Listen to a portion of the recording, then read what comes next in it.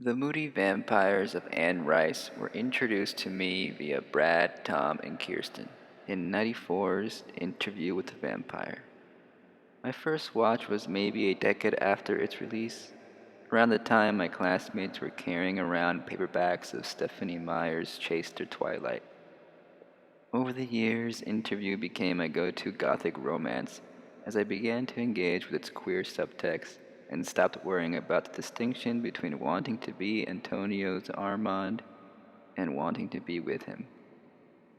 When Brian Fuller was announced as the showrunner of a new TV adaptation of the book series, I was giddy at the thought of finally seeing an unabashed portrayal of the gay love that was hiding in the film version, and even Fuller's own 2014 Hannibal series.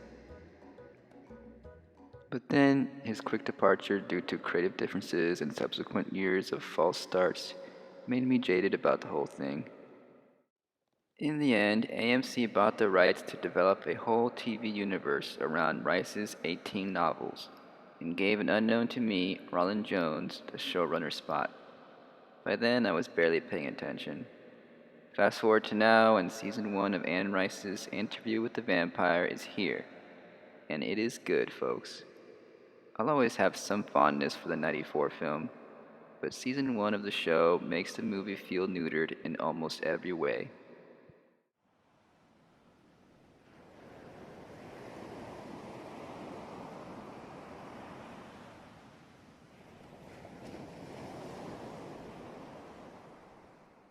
It's 2022, and it feels like at last Louis and Lestat have come out of the closet and onto our screens in a series that treats their love with the respect they're owed. Gone is the coyness of Pitt and Cruz, and in is the openness of Jacob Anderson and Sam Reed. The simple fact that their relationship is obvious and central to the story is substantial by itself, but it's Jacob's and Sam's performances that give this gothic romance heft through thick and thin. Hey, he has roots in me. All his spindly roots in me. And I can't think nothing anymore.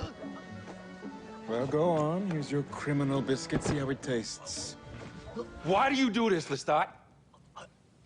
Well, I like to do it. I enjoy it. Well, I don't. I'm not perfect. I knew you were there. Yes. He did me some face and I drove him home. I heard your heart stamping! But let's get into some of the show's problems. Their love turns ugly in ways only a vampiric romance can. This is actually a story about toxic love, and so it doesn't sidestep the violent potential of a blood-sucking boyfriend. Perhaps it goes a tad too far.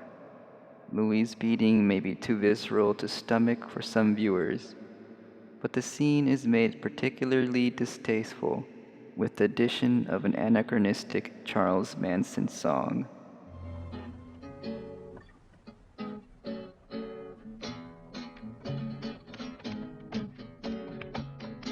Charlie Manson wrote a couple of beautiful songs. Still, he was Charlie Manson.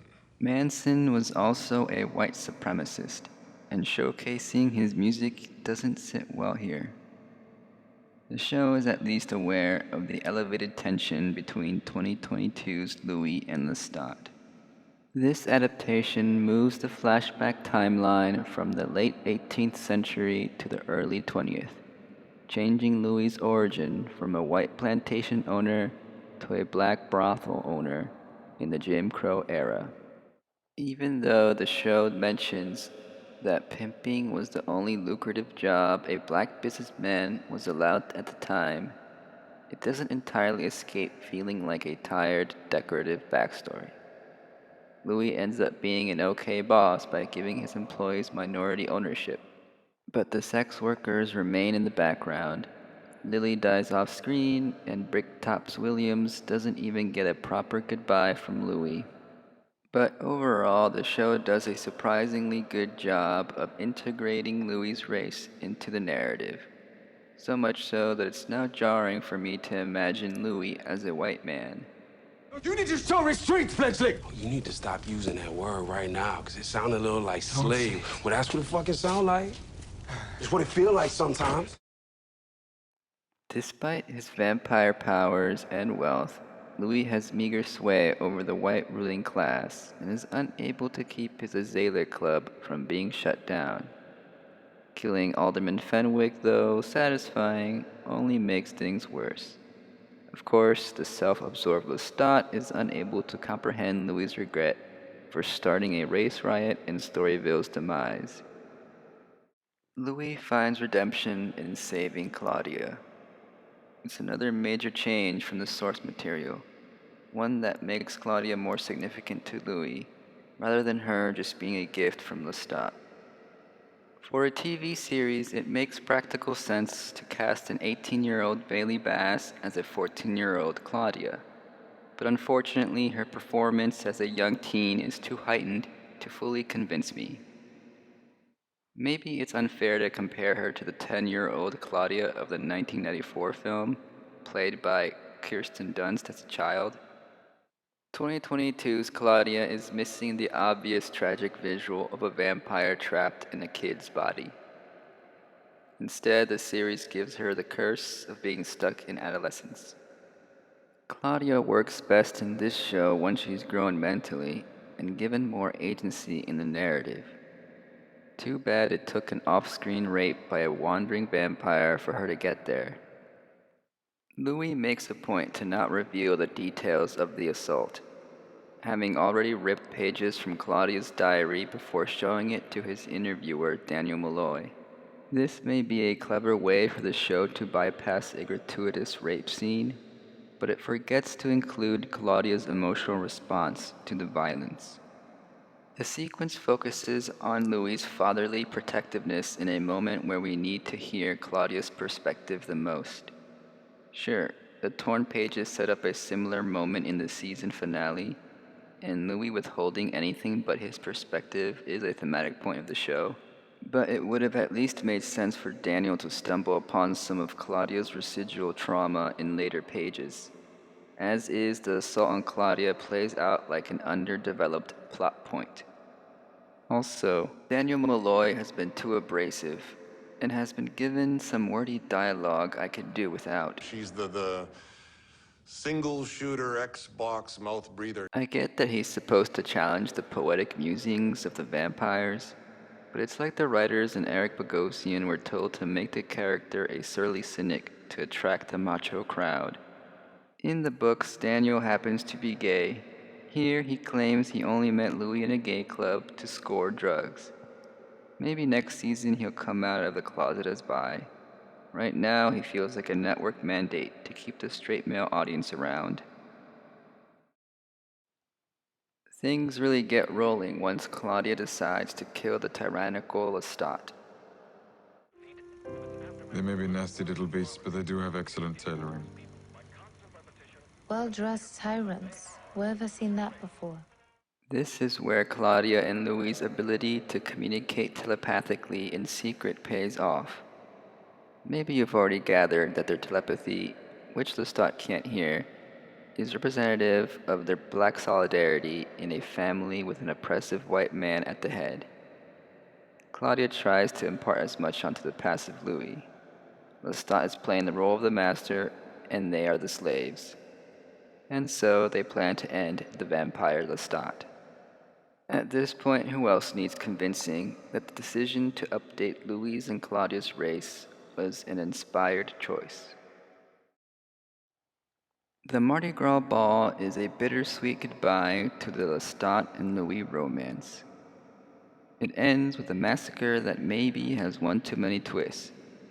Daniel butts in with the same incredulity we are all feeling. Why didn't they burn Lestat's body to be sure that he is dead? It was an act of mercy. You didn't kill Lestat. You spared him out of some up idea you had about love. It turns out Louis has been the unreliable narrator the show has been hinting at, and he couldn't go through with killing Lestat after all. But there's one last surprise that puts everything into disarray. Rashid is in fact the vampire Armand. played by Antonio Banderas in the film and Assad Zaman in this show. Also, The love of my life. why was Armand posing as Louis' assistant? What other truths have been withheld from Louis' retelling of events? Tune in next season. We're only halfway through the story. The season ends on a stirring final shot of a stern Armand floating above a blissed out Louis. The framing suggests that Louis has gotten himself into another abusive relationship. The cleanly torn out pages of Claudia's diary regarding the attempted murder of Lestat indicate that Armand is playing with Louis' memories. Armand would say that he's only looking out for Louis' well-being, but I get the feeling that Armand is just another flavor of a bad boyfriend, intent on keeping Louis under his control. If Louis' storytelling has been heavily editorialized, then perhaps Lestat isn't as monstrous as we've been led to believe. A clash between Armand's and Lestat's side of the story seems inevitable. The fallibility of memory is the show's focal theme. Daniel calls it The odyssey of recollection. the contemporary interview the series follows is meant to correct the one Louis had with Daniel in the 70s, but it turns out to be yet another performance. Getting closer to the truth will likely require multiple seasons of AMC's so-called immortal universe. It is a bit irritating to be thrown for a loop by this season's cliffhanger finale, but I'm not too bothered that a lot of the story so far has been called into question, because I'm enjoying the Odyssey so far. On the whole, my complaints don't stop me from loving this show. Most of all, I'm ecstatic that an openly gay vampire show has gotten the prestige cable treatment, and that AMC is willing to bet on a whole TV universe around it. Part 2 of Interview is on its way, and the in-universe Mayfair Witches premieres in a couple months.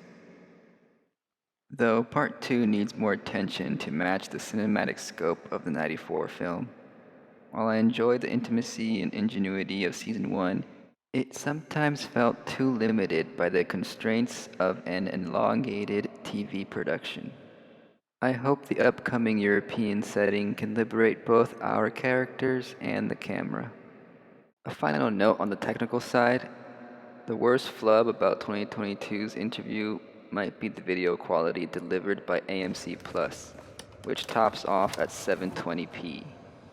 It's not a deal breaker, but it's unflattering on a 4K TV, especially if you watch it on the Amazon app.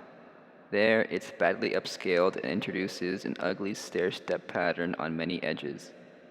Hopefully the tech can get upgraded before next season. Nobody wants viewers to be turned away because of technical issues. At the very least, I want the series to last long enough for a redo of 2002's Queen of the Damned.